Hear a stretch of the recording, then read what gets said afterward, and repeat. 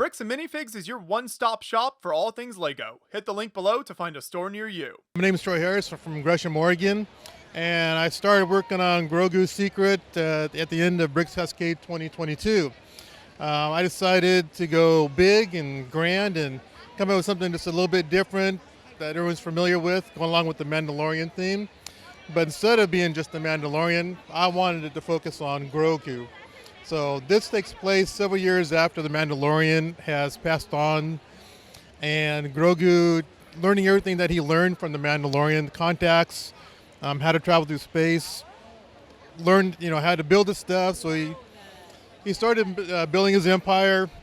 Eventually got to the point where the Force kept telling him, there's a place you need to be. So he went back to Tatooine, and the Force led him into the Badlands, and he came across this mountain, and the Force told him this was his home, and he discovered that within this mountain was an ancient hangar built by the Old Republic. And so he built his home, started working everything out, and restored the hangar. Out here in the middle of the Badlands, there is no power, no telephone poles, so he was able to learn how to take an X-Wing or TIE Fighter wing, because TIE Fighter wings collect energy. So he used that to power the hangar plus this house. He was able to restore several droids along the way. He's got a couple IG-11s, one of them formerly known as IG-12, which was a friend of his. He got a hold of a couple Sith battle droids. He restored the Mandalorian speeder. And of course, his favorite toy is located in the back, and everybody knows that Grogu's favorite toy was the metal sphere. So he found a nice big one, and so he put that in his backyard to take a look at. So to get into the mountain, there's actually a secret entry that's only accessible by using the Force, and it's right here. So using the Force, he's able to access into the hidden bunker, to where he has everything else that's going on inside there. Inside here, of course, we all know that early on in The Mandalorian, the Razor Crest was blowing up. So his first project was to restore the Razor Crest, because it was his favorite ship, and that's where he first, was teamed up with the Mandalorian. So he rebuilt the Razor Crest using pit droids and other droids along the way. There's plenty of gonks that he collected along the way. He was able to acquire R2-D2 and C-3PO, because we all know they're a team. So they came in together, and so now C-3PO is in charge of the pit droids and getting everything worked out as they rebuild it. He worked on the N1 fighter, because we know that Grogu loves to go fast. So he kept that, and he fixed it up and rebuilt it. So we have everything here, is everything from Grogu's life. We have Sheriff Cobb's land speeder. He was able to acquire that and keep that. And then it's missile items along the way. So the build was a year long in the process. It's just, my wife was happy to get the dining room table back after I got done. It's really big, but I learned a lot with building this. It's just an awesome, and I'd love to see all the fans, especially the kids, and they come through and their eyes get really big when they see this, and then they start pointing things out and they see everything that's in there. It's just an awesome time to watch the kids. Yeah, a really impressive layout here. One thing that makes it pop even more is the lights you added. How did you incorporate those throughout the build? So I wanted to do something with the lights, and I wanted sconces. Everything inside the hangar has symbolism. We know that there's 5 layers. The 5 layers of the old Jedi code. There's also 5 colors. So I chose the 5 colors based on 5 lightsaber colors. And then, of course, the blue inside the column represents the water that used to be on Tatooine. And then I just incorporate with the designs on the edges.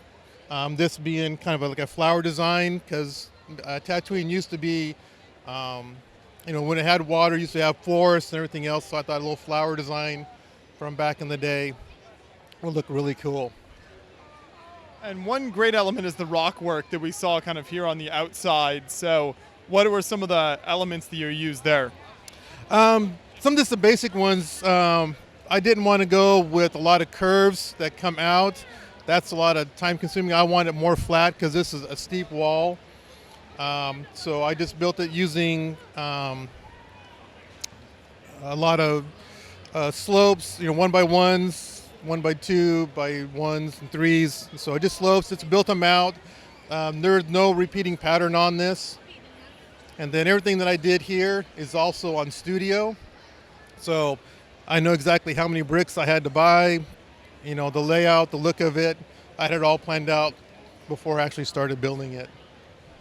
Do these buildings have any interiors inside there at all? They do have a little bit. The only one that's really got anything is the power station. And so, and all the doors open. So there's some playability in there. A little bit of playability. Some of it's a little bit fragile, so the tie wing, it actually does rotate. I wasn't able to incorporate that on it, with the Lego powers because they always move too fast. And but it is turnable. Every once in a while, I'll turn this a little bit for those who do come back and look at it and get a little bit different look onto it. I also like how you did the landscaping out here. You've got some elevation changes. You also use these ingot type pieces to kind of break up just the flat sand. Yeah, so the ingots kind of represent, the path well traveled. So, and I ask, when people ask, where the hidden door is, I said, just follow the path. And they kind of point to the one area where it's at because, Grogu has been around, they lived 900 some years. So he's traveled a lot in and out of the mountain here.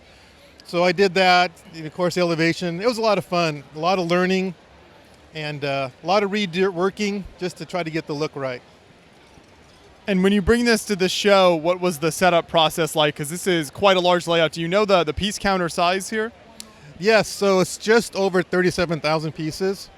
So this whole set is modular with the exception of the red frame on it. And so they're all on 32x32 plates. And so I just brought them in and stuck them all together, and then the roof just lays on top of it. And then the scaffolding is built into it, so it's just, most of it's modular, makes everything simple, especially for building, fixing, and moving. How did you decide to add that red frame around the outside? It was kind of halfway through the process. I wanted to do a diorama, because Lego started doing the dioramas, they had a frame on it, but I didn't want to go black, because everybody does black. So I want something that stood out, it was nice and bright, and so I designed it up on studio, so I knew all the right dimensions and the piece count, and it actually frames the whole project in. Any plans to expand on this build or kind of go further with the Grogu story? It's very possible. It all depends on how it goes here with this one. As you can see, because it is rather large, storing it is kind of a challenge. But there's ability to go with more with the story. Grogu, how do you acquire his pieces? What other, vehicles and the ships and stuff that he acquired through the years, and build that out. In the original plans, I was going to do that, Grogu's junkyard, but I wanted something a little bit better, go with the hangar. Well, there's a possibility it could expand out. That would be super cool. And I know another question a lot of people have when they look at a build like this is you've got a lot of similar or the same elements, large quantities of the same element throughout this build. So where do you acquire things like the dark tan tiles or those gray tiles? A lot of it came from Bricklink, but anything that was over 300 pieces, I got directly from Lego if they had it. It was a lot cheaper that way. And so I did a lot of acquiring from Lego, but most of it came from Bricklink. Well, it's a fantastic layout here, so I love to see kind of the incorporation of the inside the mountain and the buildings outside. Thanks so much for putting all the effort in and bringing it out to the show here. Great, thank you for coming.